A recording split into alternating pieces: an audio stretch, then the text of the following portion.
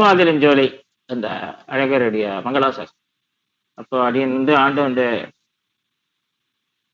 சொன்னேன், இந்த பெருமாளை பார்த்தா பிருந்தாவனம் வருது அடியேன். என்ன காரணம் புரியல, அடிக்கடி பிருந்தாவனம் போறேன். ஆமா, நீ அடிக்கடி பிருந்தாவனம் போற, அதனால பிருந்தாவனம் ஞாபகம் வருதோ அப்படின்னு ஆண்டவன் சாய்ச்சி, இது ஏதாவது கனெக்ஷன் இருக்கா அடியே திருமாதிரஞ்சோலை அழகருக்கு பிருந்தாவனுக்கும் கேட்டேன். இருக்கே, வருந்தாற் கழித்து கருள் செய்த பரமந்தன்னை. பரமன் ஆண்டாள் சொன்ன இல்லையா பிருந்தாவனத்தை. பரமன் இவருக்கு பரமசுவாமின்னு பேருப்பா இந்த அழகருக்கு. இந்த அழகர் கோயில் பெருமாளுக்கு பரமசுவாமின்னு பேரு. இருக்கே கனெக்ஷன். உடனே இது எப்படி, எங்க இருந்து எங்க கனெக்ஷன்? திருமாதிரஞ்சோலை அழகருக்கும் பிருந்தாவனத்துக்கு என்ன ஆண்டாள் கனெக்ட் பண்றான் ஆண்டாள் சாய். இந்த மாதிரி எல்லாம் எந்த வியாக்கியானது கிடைக்காது.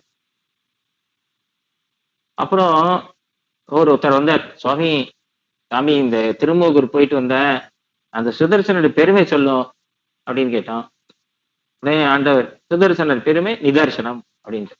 நீயே பார்த்துக்கலாம், உனக்கே தெரியும், உடனே தெரியும், அதுதான் சுதர்சனம், கை மேல பலன்பா அப்படின்னு சாய்ச்சி. அப்புறம் ஆண்டவன் ஒரு தடவை சாய்ச்சாச்சு. அடியன் ஆண்டவன் இருந்த கம்பன், தேரழுந்தூர்ல கம்பன் சந்நிதி இருக்கு, அதை பத்தி பிரஸ்தாவம் இருந்துச்சு. இது கம்பன் ஏன் பேர் இருந்த அடியேன் அப்படின்னு. எனக்கு தெரிஞ்சது கம்பன்னா ஸ்தம்பேவதா ஸ்தவனன் இருக்கு, ஸ்தம்பத்துல இருந்தாலும் கம்பனுக்கு பெருமாளே பேரு ரிசிம்மனுக்கே அப்படின்னு நினைச்சிருந்தேன்.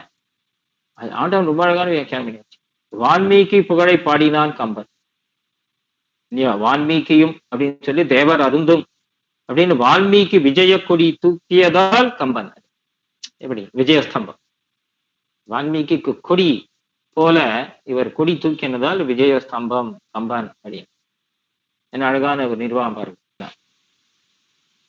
அதே மாதிரி ஒரு ஆளுந்தா ஸ்தோத்திரம் பாராயணம் படிச்சு கதா புனகா வந்து ஸ்தோத்திரம்.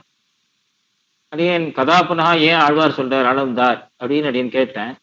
ஆளும் சாய்ச்சார், அவர் ஞானாதிகர், நமக்கெல்லாம் அடிப்பட்டாதான் புத்தி வரும் அப்படின்னு அர்த்தம். என்ன திருவடி பட்டாதான் நமக்கு புத்தி வரும் அப்படின்னு ஆண்டவன் சாய்ச்சார். அடிப்பட்டாதான் புத்தி வரும்னு அர்த்தம், நமக்கெல்லாம் திருவடி ஷட்டாரி நம்மாழ்வார் அனுகிரகம் இருந்தாதான் கதா புனகா சொல்ல தோணும் அப்படின்னு.